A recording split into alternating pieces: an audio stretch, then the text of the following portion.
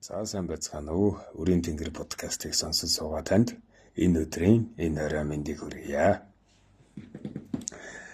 За өнөөдөр хэдүүлээ нэг маш сонирхолтой тийм үү. Хүн бүрийн амьдралд хамгийн их хэрэг болдог. Одоо нэр хайрлах, дээд гүн ухаан хэмээх дугаарыг одоо бэлтлээ. За өнөөдөр залуучууд бид нэр тийм хүүхдэд төрөнгүүд л одоо эмнэлгийн орон дээрээс за ямар нэр өгөх вэ гэдэл тийм үү. Эсвэл баг жирэмсэн байхад нь хэлээтэй байхад нь сошиалд тийм үү. Фэйсбүүк дээр санал асуулга явуулдаг болчихж. Чихэнд одоо ямар нэр сонсголонтой. Гадаад хүмүүс дуудахад хэр амар байх вэ гэдэл тийм үү. Гэтэл яг үүндээ нэр гэдэг чинь хүнийг бусдаас ялгах шошиг биш шүү дээ. Энэ бол тэр хүний насан туршийн хувь заяаны зураглал. Махан биеийнх нь дутууг нөхөх сүнсний програм байдаг гэж. За бидний өвөг дээдэс хүүхэд эхээс мэдлэх үед эхний 3 хоногийг амьсгаа бүрдэх хугацаа гэж үздэг байсан. За үүнийг бол орчин үеийн анагаах ухаанч баталдаг. Хүүхэд эхийн хэвлэлээс гармагц уушгин тийм үү бүрэн нээгдэж зүрхний цусан хангамж нь бие дааж ажиллаж эхлэх одоо физиологийн хамгийн хүнд шилжилтийн үйл явц эхний 3 хоногт явагддаг гэж. За харин далд ертөнцийн хуулинд бол тэр гэрэлт сүнс энэ хатуу хүүтэн сав ертөнцид бүрэн бууж амжаагүй. Тэ эргэлзээд л байждаг үе гэсэн. Би энэ махан биед одоо ингээ байгаад ахын зөв энэ би миний сүнсийг даах уу гэд ингээд дэнсэлж идэг хамгийн эмзэг үе нэг. За яг энэ үед нь тийм. За чиний нэр чинь Чингис шүү, Төгөлдөр шүү, Амбхай шүү гэдэг одоо асар хүнд эрчимтэй нэрээр дуудчих юм бол тэр бяцхан сүнс шууд цочирдоод энерги сарндаг гэж. Ийм учраас бидний өвгөд эхний 3 хоног хизээч хүүхдэд нэр өгдөг байсан. За 3 хоноод тийм амьсгалан тэгшээд за миний өр энэ хорвоод хүн болох нь батлагдлаа гэд одоо тэр үедээ сая нэг хүүхдийнхээ одоо шилний угаалгыг хийж тэ хүүхдийнхээ одоо гарын хаалгыг нээж хардаг байсан гэж. Хаалганы хээний одоо амьдралын шугам тийм үү энэ шугам нь хэр урт байна, хэр тод байна. Хэрв тэр зураас нь хэтэрхий богино эсвэл тасалдaltaй байх юм бол урт наслахын бэлэгдэл болсон. Одоо бат, мөнх, чулуун, хадаан гэдэг одоо бат бүх нэрийг өгч тийм үү. Нөгөө дутуу заяаг нь нэрнийх нь эрчмээр дүүргэж өгдөг байсан баг. Яг гайхалтай байцд. За ингээд тийм үү хүүхдийн нэрийг олчлоо. За одоо хамгийн чухал хэсэг. Нэрийг хэн яаж өгөх? За Монгол байсан тийм хүүхдийн нэрийг хүүхэд унтаж байхад зүүн чихэнд зүрхэнтэй хамгийн ойрхон гэж үздэг дээ. 9 удаа шивнэж дууддаг. 9 хүслээр, 9 заяагаар, 9 үчгээр ерөөж 9 удаа унтаж байхад хүүхэд унтаж байхад хүн ер нь унтаж байхад хүний тал тухамсар ямар ч хаалтгүй нээлттэй байдаг. Харин зүүн чих гэдэг нь тийм үү? Энэ хамгийн одоо энэ зүрхэн үрдтэй ойрхон хэсэг байгаа шүү дээ. Зүрхнийх нь хэмнэлт нь тэр нэрийг нь кодлож өгч юм гэсэн. За тэгвэл хэн шивнэх юм бэ? Мэдээж тийм үү тэр гэр бүлийн одоо хамгийн том уул нөмөр нөөлөг болсон аав хүн шивнэ. За энд маш том шинжлэх ухаан бас энерги нууц явагддаг юм шүү. За сэтгэл судлал эпигенетикт толин нейрон гэж байдаг гэж. Хүүхэд хамгийн ойр байгаа хүнийхээ энергийн давтамжийг шууд өөртөө хуваалж авдаг. Далд ертөнцийн хуулиар бол аав нь хүүхдийн чихэн тийм нэрийг нь шивнэх тэр мөчид аавынх нь амьсгалаар дамжаад тэр хүний хувь заяа одоо нэг ноён нуруу эр зэрэг гэдэг ш. Хүүхдэд шууд шилжиж ордог. За тийм учраас намайг сонсож суугаа аауд миний өр хүүхдийнхээ нэрийг шивнэх тэр өдөр та хамгийн тайван, хамгийн хүчрэх ямар ч уур уцаар яг л нэг тийм том уул шиг тогтун агуу хайраар дүүрэн байх ёстой шүү. Таны амьсгалаар таны үрийн хувь заяа бичигдэж байгаа эзэж бити мартаарай. За дээрэс нь одоо бидний өвгдөд бас нэг гайхалтай уламжлал байсан. Хэрв тэр гэр бүл тийм ураг удам дотор маш өндөр насалсан амьдрал нь тэгш төр хүн бүрийн хүндэтгэлийг хүлээсэн нэг буянтай буурал тийм эсвэл эрдэмтэн багш байх юм бол хүүхдийнхээ нэрийг тэр хүнээр тийм тусгаалan шивнэлж ажилуулдаг байсан гэж. Эсвэл онгод тэнгэрээс очиж асуудаг гэдэг ч юм уу тий. За энэ нь юу гэсэн үг юм бэ гэхээр миний өр энэ агуу хүн шиг урт насалж ухаан төгс болоорой гэж тэр буянтай хүний энергийг хувь заяаг хүүхдтэй давхар хуваалж авч байгаа. Одоо маш том эрүүл юм шүү. За тэгээд нэр гэдэг бол маш нарийн утга учиртай шүү. Шинжлэх ухаан болон далд ертөнц тийм үү? Огтлолцсон хүчирхэг програм юм шүү. Таны хүүхдийн нэрийг хэн шивнж өгч байсан? Аав нь эсвэл өвөө нь? Энэ сайхан дурсамжаас та хэд манаас сэтгэгдэл хэсэгт хаваалцаарай. За нэртэй хамаатай өөр зүйл гэвэл одоо залуу эцэг эхчүүдээ одоо өдөр тутамдаа гаргадаг. За яг одоо ч таны хийж байж магадгүй нэг том алдааны тухай ярив. Бид нар тийм хүүхдтэй одоо маш сайхан хүчирхэг сайхан утгатай нэр өчглөө гэж бодъё. За гэтэл гэртээ орохоор яаж доддог вэ? Шинжлэх ухаанд тийм тэр дундаа сэтгэл судлалд өөрийгөө бүтээх зөгнөл гэж айхтар нэг тийм хууль гэх дүрмгөө байдаг.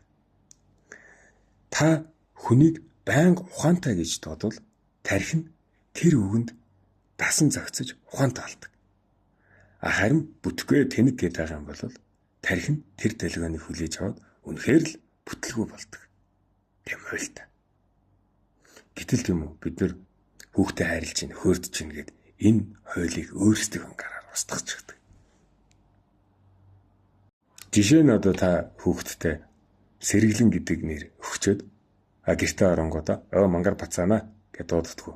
Эсвэл Баатар гэж нэр өгчээ тийм үү? Бамбрууша гэдэг ч юм уу тий. Ийм маш сул дорой салхиар дүүрсэн өсөлтгүй тий хоёр энтэй нэрний эрчим хоорондоо зөрчилддөг гэж. За энэ өвгдийн одоо гүн ухаанаар бол хүүхдийн сүнсэнд хаанхаа өргөцсөн юм. Баатар гэдэг тэр хатуу төмөр мэд эрчим нь таны амнаас өдөр болон гарч байгаа.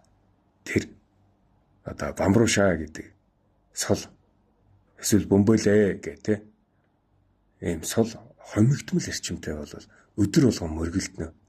Үр дүндний болгоно. Хүүхдийн энерги сарнаа. Заяан төрж ямар ч зэрлэггүй хэн болохоо мэдэхгүй. Дотоод зөрчилтэй нэгэн болж өсдөө шүү. Харин Баатар гэдэг тийм хүчирхэг нэр өгсөн бол та одоо үндсэн нэрнийхээ утга санааг нь хадгалж одоо Бертам минь, Бярхан минь гэдэг ч юм уу тий хүч тамирыг нь бэлэгдэн өхөрднөө гэсэн. Тэгээ одоо жишээ нь би манай хүүч одоо Атила гэдэг нэртэй Ташуур хаан л гэж одоо бага хот нь одоо хочилдог байсан. Гэрийнхаа нэрээр Тэнгэрийн Ташуур Атила хааны үр удам мөн тий. Энэ одоо ингээ агуу юм хаадуудын нэрийг Монгол хаадуудын нэр хүүхдтэй өгч байгаа бол анхаарах зүйл нь яг танаа удамд тэр өвгдөөд ч юм байсан уу гэдэг ч юм уу тий. Боржгон авгах биш үжиж яг борчгон авгах биш үжиж Чингис гэдэг нэр хүүхдтэй өгөхөд Тэмүүжин гэдэг ч юм нэр өгөхөд хүндэднэ гэсэн. Та яг боржгон авгах тэгээд Тэмүүжин Чингис хааны өгсөн юм бол болноо гэсэн.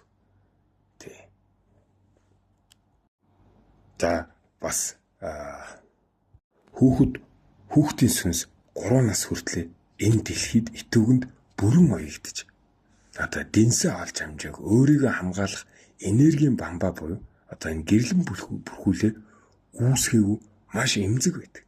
Яг энэ үед эцэг эхчүүд уурандаа хилдэг нэг аимшигтай зүйл бол байдаг. Хүүхдээ тийм үгэнд орохгүй болохоор мо гэлэг минь нохоо минь эсвэл чиггүй толгой минь гэж энэ харааж зэмлдэг эцэг эхчүүдийг би харж ирсэн. Таны амнаас гарч байгаа энэ үс зүгээр л энэ агаарт замхраад алга болдог гэж бодож байна. Үгүй шүү. Хүүхэд хамгаалалтгүй байгаа үед төрсөн эцэг их нь амнаас алдас гаргаж тийм үү. Өстө нохоогоор дуудах үед тэр муу эрчмийг тэр хүүхдийн сүнс, балчир сүнс шууд л өөр дээр хүлээж авч одоо сэвтэд заяа нь гомддог. Энэ бол хүүхдийн сүнсэнд хийж буй хамгийн том хүчирхийлэл шүү гэдэг. Тийм учраас хүүхдийг зэмлэхтэй хүртэл бүтэн нэрээр нь дуудаж алдааг нь ойлгуулдаг байх ёстой. Баатраа чи ингэж болохгүй гэж тэгж байж тэр хүний доторх тэр баатар хэмэх хариуцлагаас ирж иж ухамсаралт юм а.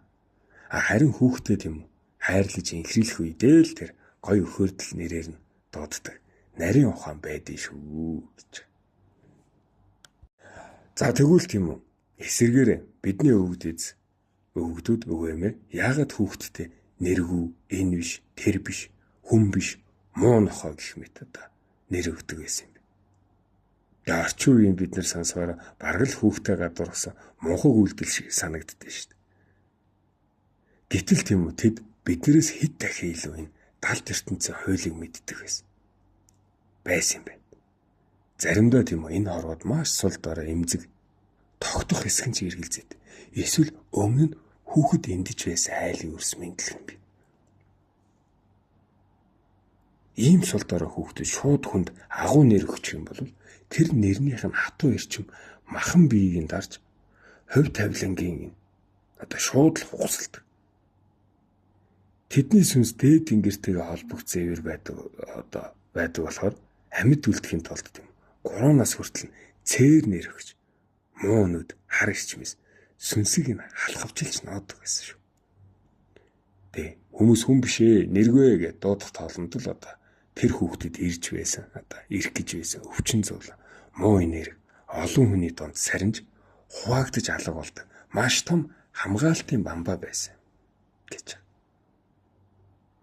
За ингээд юм уу тэр хүүхэд 3 нас хүлээ амьсгалан дэгширч хүн болох нь батлагдсан цагт сая нэг дайх үргэх ёслол өсний найр нь болоод дайх үргэн гэдэг чинь зүгээр л нэг үс засах найр биш шүү дээ Энэ бол хүн болсны хүмүүн болсныг нь тунхаглаж жинхэнэ нэрийг нь баталгаажуулж байгаа баяр.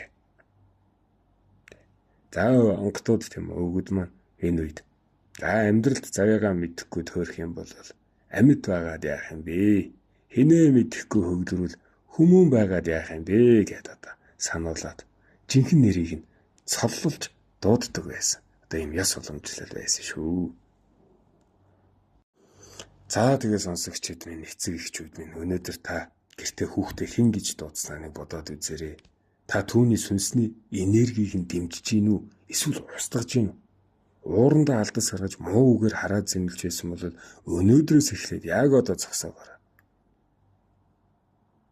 За тэгээ нэг чухал зүйл нь манайхан бүгд сэрж сэхэрж сэрхүй гэдэг зүйлийг ойлгох цаг нь болжээ. Өвгд эцтэйгээ холбогдож өөрсдийнхөө жинхэнэ овгийг мэдэх хэрэгтэй болсон. Тэгэхгүй бүгд л нэг пассвортын дээр борчхон болцсон шүү дээ. За онгодууд бол ярьдэн шүү дээ. Маш олон давхар нэр өгдөг байсан. 5 давхар нэр өгдөг байсан гэх улсын нэр, отгийн нэр, овгийн нэр, эцгийн нэр, тэгээ хамгийн сүүлд нь өөрийн нэр гэх За би л гэхэд өнөөдөр тайчууд овгийн даваа даржин ган төгс ташуур улаач гэдэл язгуур овгоор оглож яс цусаа тунхаглаж явна да. За яагаад ийм урт давхар нэр өгдөг байсан юм бэ?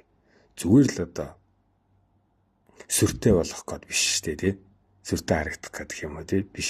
Үгүй энийг орчин үеийн шинжилгээ ухаанд хүртэл хэлээд байгаа шүү дээ. Цэвэр генетикийн хамгаалалт буюу цус ойртолтоос сэргийлэх өөрийнхөө ДНХ кодыг хамгаалах амьд пассворд байсан гэж. Тэгээ монголчууд угаасаа 9 үе мэддэг яс цусаа их дээдэлдэг ард түмэн шүү дээ. Тэгээ 5 давхар нэрнийхээ овгийн нэр гэдэг нь тухайн хүүхдийн энэ яс цусны мэдээлэл баг. За энэ дэр манайха юм бодно нэзээ. За өнөөдрийн нийгэмд бол тийм үү айгүй олон маш олон гэр бүл тулгараад байгаа. Нэг асуудлыг бас хөндөё. Тэгээ сүүлийн үед бол Солонгос, Америк, Европ гээд гадаад харин нутагт өөр улсад хүүхдэд төрүүлэх нь маш их болсон. За гэхдээ гадаадд төрсөн хүүхдүүд маш их аллергентэй өвдөмтгий нэг л дархлаас болтой байдаг гэдгийг та яар анзаарч ирсэн. Тэгээ ангаах ухааны хувьд бол хүний биеийн дархлаа нь тухайн төрсөн газар нутгийнхаа уур амьсгал хөрсний бактеритай шууд холбогдож үүсдэг. Тэгээ гадаад тийм харь газар төрсөн хүүхдийн бие тэнд шууд тасаагүй уур амьсгалд хямардаг. Тэгвэл тийм үү. За өвгдөөс одоо энийг яаж шийддэг гэсэн юм бэ гэхээр бидний өвгөд бол харь нутагт эсвэл угуул нутгаас хол газар хүүхд төрүүлэх юм бол тэр хүүхдийн нэрэнд өөрийнх нь нутгийнх нь уул усны нэрийг оруулж өгдөг гэсэн. Тэ. Та байгаль нуурын эрх төрсөн бол өвсгөл нуурын эрх төрсөн бол байгаль нуурын эрх төрсөн бол байглаа гэдэг ч юм уу тий. Яагаад гэх юм бол хүүхдийнхээ нэрэнд уул усныхаа нэрийг оруулснаар их газар, шороо, уул усны эзэд савдгууд тэр хүүхдийн сүнсийг алсаас ивэлд авч байгалийн маш хүчтэй энергийн бамбаа өсгөж өгдөг. За энэ бол сүнсний газар зүүн дархлаа шүү. За магадгүй та хүүхдээ гадаадад амьдардаг эсвэл харь нутагт одоо хүүхдээ төрүүлэх гэж байгаа бол энэ ухааныг бас санаад авахд илүүдэхгүй зэ.